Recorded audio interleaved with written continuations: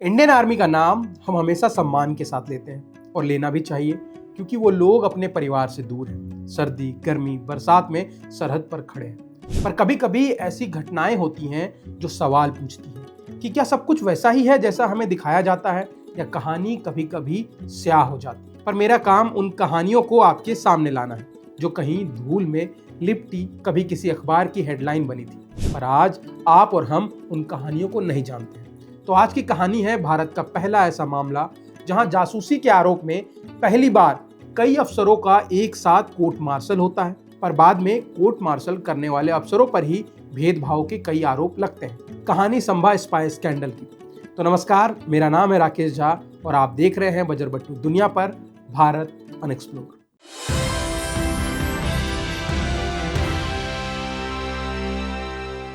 संभा जासूसी कांड की कहानी भारत के किसी सैन्य इतिहास में दर्ज किसी एक तारीख या एक फैसले की कहानी नहीं है, बल्कि ये उस पूरी व्यवस्था की कहानी है जहां राष्ट्र सुरक्षा के नाम पर कानून, सच्चाई और इंसानियत तीनों को एक एक करके किनारे कर दिया गया। और ये सब इतने सालों तक चलता रहा कि जब पहली बार सच अदालत के सामने आया तब तक कई जिंदगियां पहले ही देशद्रोही जैसे आरोप के कारण टूट चुकी थी। ये मामला मई 1975 में शुरू हुआ, जब जम्मू के सांभा सेक्टर में तैनात दो सैनिक गनर स्वर्णदास और गनर आया सिंह को गिरफ्तार किया गया और यह दावा किया गया कि उन्होंने पाकिस्तान के लिए जासूसी करने की बात कबूल कर ली है। यहीं से उस कहानी का जन्म हुआ जिसे बाद में सांभा स्पाई स्कैंडल कहा गया। शुरुआती दिनों में इन कथित स्वीकार के आधार पर न केवल इन दोनों सैनिकों को दोषी ठहराया गया, बल्कि धीरे धीरे कई अन्य सेना कर्मियों को भी इस जाल में खींच लिया गया और यह धारणा बन गई कि भारतीय सेना के भीतर एक बड़ा जासूसी नेटवर्क काम कर रहा है। आप समझिए कि सांभा जासूसी मामले में कथित संलिप्तता के आरोप में 19 अधिकारियों और 51 निम्न श्रेणी के अधिकारियों को बर्खास्त कर दिया गया। और तो और इस मामले में सैन्य खुफिया विभाग द्वारा 100 से अधिक लोगों को गिरफ्तार किया गया, क्योंकि उस दौर का भारत आपातकाल की दहलीज पर खड़ा था। सत्ता संस्था के बीच संतुलन बेहद नाजुक था और ऐसे माहौल में जब पाकिस्तान के लिए जासूसी जैसे शब्द सामने आए तो सवाल पूछने की जगह फैसला सुनाया जाने लगा। और इसी क्रम में कैप्टन अशोक कुमार राणा 7 जाट रेजिमेंट और कैप्टन रणवीर सिंह राठौर 11 गढ़वाल राइफल्स को भी पाकिस्तान के लिए जासूसी के आरोप में अभियुक्त बनाया गया, जबकि उनका कहना था कि उन्होंने कोई अपराध नहीं किया और उन्हें जबरन फंसाया जा रहा है। जनरल कोर्ट मार्शल के तहत कैप्टन राठौर को 1979 और कैप्टन राणा को 1980 में 14-14 साल की सजा सुनाई गई, लेकिन ये सजाएं किसी खुले नागरिक अदालत में नहीं, बल्कि एक बंद सैन्य प्रक्रिया में दी गई, जिस पर बाद में ये आरोप लगे कि कन्फेशन जो है वो लगातार यातना, मानसिक दबाव और जान से मारे जाने की धमकियों के बीच ली गई। ऐसा आपने फिल्मों में देखा होगा कि कैसे सैनिकों पर दबाव बनाया जाता है किसी भी आरोप को साबित करने के लिए। अभी अभी धुरंधर आई थी, उसमें एक सीन था जब अर्जुन रामपाल कुछ एक्सेप्ट करवाना चाहते थे इंडियन आर्मी के फौजी से। वैसा ही सीन कुछ हुआ, पर इस बार कोई पाकिस्तानी इंडियन आर्मी को परेशान नहीं कर रहा था, जबकि इंडियन आर्मी के लोग ही इंडियन आर्मी के लोगों को प्रताड़ित कर रहे थे। पर छोड़िए, समय के साथ यह मामला सिर्फ जासूसी का नहीं, बल्कि सत्ता के दुरुपयोग, सैन्य खुफिया तंत्र की कार्यप्रणाली पर सवाल बन गया, क्योंकि आरोपित अधिकारियों का कहना था कि उन्हें अपने खिलाफ मौजूद सबूतों तक पूरी पहुंच नहीं दी गई, ना ही कोर्ट मार्शल की पूरी सामग्री कभी उनके सामने या बाद में उच्च अदालतों के सामने पूरी तरीके से रखी गई। इंडियन एक्सप्रेस ने 28 दिसंबर 1994 को इस मामले का खुलासा करते हुए छापा कि भारतीय सेना के उच्च स्तरीय गोपनीय आंतरिक नोट में यह स्वीकार किया गया कि सांभा जासूसी मामले में जिन लोगों का कोर्ट मार्शल किया गया है उनमें से कुछ के खिलाफ सबूतों की कमी है, और तो और हमारे लिए अदालत के सामने अपनी कार्यवाही को सही ठहराना भी मुश्किल है। और यदि संबंधित रिकॉर्ड अदालतों के सामने रखे जाते हैं तो भी अदालतें इस बात से आश्वस्त नहीं होंगी कि संबंधित सेना के अधिकारियों को सेवा समाप्त करने का जो निर्णय है वो तर्कसंगत था, ठोस और विश्वसनीय सामग्री पर आधारित था और इसमें दुर्भावना नहीं थी। आपको बता दूं कि यह नोट अतिरिक्त सॉलिटर जर्नल के लिए था, पर एक अजीब सी गड़बड़ी हुई और यह सीक्रेट नोट अदालत में प्रस्तुत लिखित याचिका की जो कॉपी थी उसके साथ जुड़ गया और दिल्ली हाई कोर्ट के फैसले के खिलाफ जो केंद्र सरकार ने अपील की थी उनकी सुनवाई जो न्यायमूर्ति कर रहे थे, न्यायमूर्ति पीवी सावंत, जीएन रे, एसबी मजुमदार, इन 3 सदस्यीय सुप्रीम कोर्ट पीठ के सामने यह आ गया।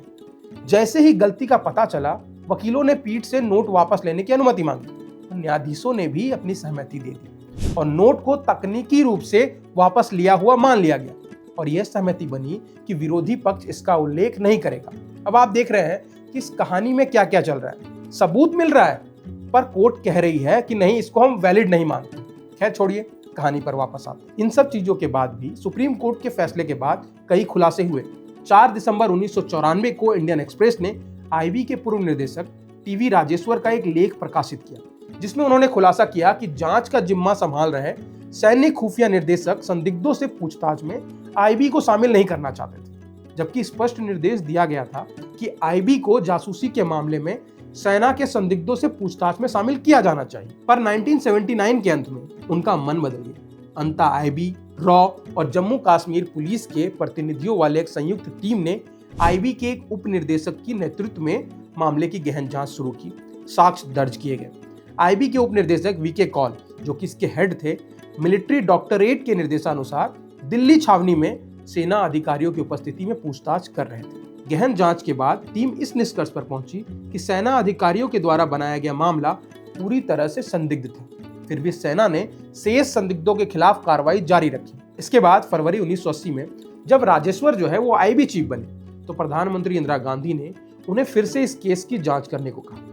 फाइलों को सावधानीपूर्वक जांच करने के बाद संयुक्त टीम के प्रमुख वीके कौल को पता चल गया कि इस मामले में बहुत कुछ गंभीर गड़बड़ी है। तब उन्होंने श्रीमती गांधी को एक विस्तृत रिपोर्ट भेजी, जिसमें कहा गया पूरा जो जासूसी का मामला है वो संदिग्ध, निराधार और अविश्वसनीय है। पर सेना ने समीक्षा का विरोध किया और उन्होंने बात वहीं खत्म कर दी। पर कहानी जो है वो यहीं खत्म नहीं होती। इसके बाद 1986 में उन्होंने राजीव गांधी को पत्र लिखा, जिन्होंने पुनः विचार का आदेश दिया और इसके परिणाम स्वरूप कैप्टन रणवीर सिंह राठौर को रिहा कर दिया गया। इसके साथ उन्हें ग्रेच्युटी भी प्रदान की गई। 5 दिसंबर 1994 के टाइम्स ऑफ इंडिया में सरवन दास के अपराध का जो कन्फेशन था उसको हवाला देते हुए एक रिपोर्ट प्रकाशित हुई और ये उनके शब्द है कि मैंने उनके मतलब राठौर और ए के राणा का चेहरा भी नहीं देखा था, मैंने उनके नाम तक नहीं सुने थे। मैंने इन अधिकारियों और अन्य लोगों को इसलिए फंसाया क्योंकि मुझे ऐसा करने के लिए मजबूर किया गया। वीके कौल ने भी एक बार कहा था कि सांबा कांड राष्ट्र के साथ किया गया अब तक का सबसे बड़ा धोखा था, जिसमें कई सेना अधिकारियों को ऐसे अपराध के लिए गलत तरीके से दोषी ठहराया गया जो उन्होंने किया भी नहीं था। बाद में अदालत ने कहा कि बिना किसी आधार और कारण के अधिकारियों की सेवाएं समाप्त की गई। ऐसे में सभी कार्रवाइयां कानून की दृष्टि से अमान्य है, जिसके बाद दोनों सेना प्रमुखों द्वारा जारी बर्खास्तगी के आदेश को रद्द कर दिया गया। अधिकारियों को सभी आर्थिक लाभ सहित राहत देने का निर्देश दिया गया। इसके बावजूद वर्षों बाद भी ये मामला पूरी तरह से बंद नहीं हुआ, क्योंकि 40 साल से अधिक समय बीत जाने के बाद दिल्ली उच्च न्यायालय में एक नई याचिका दायर की गई, जिसमें मांग की गई कि सांबा जासूसी कांड से जुड़े सभी आधिकारिक जो दस्तावेज है उनको सार्वजनिक किया जाए। यह तर्क देते हुए कि सरकार अब ऑफिशियल सीक्रेट एक्ट की आड़ में सच्चाई नहीं छिपा सकती। इस याचिका पर सुनवाई करते हुए न्यायालय ने केंद्र सरकार से यह स्पष्ट करने को कहा कि कोई दस्तावेज कितने समय तक गोपनीय रखा जा सकता है, जबकि पीड़ित पूर्व सैनिकों ने कहा कि वो अब जीवन के अंतिम पड़ाव पर हैं और चाहते हैं कि उनके जीवन काल में ही उनकी प्रतिष्ठा बहाल हो। सांबा जासूसी कांड इस तरह का एक साधारण जासूसी मामला नहीं, बल्कि उस व्यवस्था का आईना बन जाता है जहां देशभक्ति के नाम पर कानून को मोड़ा गया, सच को दबाया गया, निर्दोष लोगों को दशकों तक न्याय से दूर रखा गया। यही कारण है कि यह कहानी आज भी अधूरी है, क्योंकि जब तक पूरी सच्चाई सार्वजनिक नहीं होती है तब तक ये सवाल बना रहेगा कि इस देश में सबसे पहले किसकी रक्षा की जाती है, राष्ट्र की या उस राष्ट्र के नागरिकों की। तो क्या आपको ये कहानी पता थी? अगर नहीं तो कमेंट सेक्शन में हमें जरूर बताइए कि ये कहानी सुनकर आपको कैसा लगा। और ऐसी ही कहानियों के लिए जुड़े रहें बजरबट्टू दुनिया पर। तब तक के लिए नमस्कार।